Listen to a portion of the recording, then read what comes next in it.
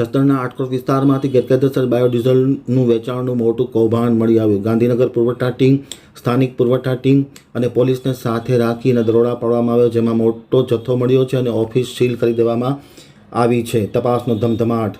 હવે જે જસદણ આમતક ન્યૂઝ બ્યુરોમાંથી વિશેષ અહેવાલ. જસદણના આટકોટમાં મોટા પ્રમાણમાં શંકાસ્પદ બાયોડીઝલનો જથ્થો મળી આવતા ભારે સનસનાટી મચી જવા પામી છે. આટકોટની વર્ણિરાજ હોટલ નજીક બાયોડીઝલનો જથ્થો મળી આવ્યો છે.